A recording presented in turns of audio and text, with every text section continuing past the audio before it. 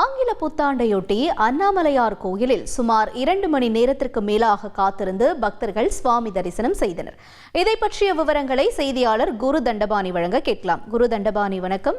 புத்தாண்டையொட்டி அண்ணாமலையார் கோயிலில் என்னென்ன சிறப்பு ஏற்பாடுகள் செய்யப்பட்டிருக்கு? பக்தர்களுடைய வருகை தொடர்பான தகவல்கள் என்ன? பஞ்சபூத தலங்களில் அக்னி தலமாகவும் செய்தித்தாளை முக்கியத்துவம் திருத்தலமாக விளங்கும் திருவண்ணாமலை அண்ணாமலையார் கோயிலில் ஆங்கில புத்தாண்டு தினத்தையொட்டி இன்று அதிகாலை முதலே வெளி மாவட்டம் மற்றும் வெளி மாநிலங்களிலிருந்து ஆயிரக்கணக்கான பக்தர்கள் சாமி தரிசனம் செய்ய குடும்பத்தோடு குவிந்துள்ளார்கள். அதிகாலையில் அண்ணாமலையார் கோயிலில் நடை திறக்கப்பட்டு அண்ணாமலையார் மற்றும் பராசக்தி அம்மனுக்கு சிறப்பு அபிஷேகங்கள் ஆராதனைகள் நடைபெற்றது. இதனைத் தொடர்ந்து உற்சவரான பெரியநாயகருக்கு வெள்ளிக்காவசம் அணிவிக்கப்பட்டு சிறப்பு பூஜைகள் மற்றும் அபிஷேகங்கள் நடைபெற்றது. அதிகாலை முதலே ஆங்கில புத்தாண்டை ஒட்டி வெளி மாவட்டத்திலிருந்தும் தெலுங்கானா, கர்நாடகா, கேரளா, ஆந்திரா உள்ளிட்ட வெளி மாநிலங்களிலிருந்தும் அதிக அளவிலான பக்தர்கள் தொழில் தொடங்குறதுக்கும் ஒரு தைரியம் வேணும். தையல் தொழில் மூலமா மாசம் பல லட்சம் எப்படி சம்பாதிக்கிறதுன்னு நாங்க சொல்லிக் கொடுக்கிறோம். ஃப்ரீடம் ஆப்பை டவுன்லோட் பண்ணுங்க.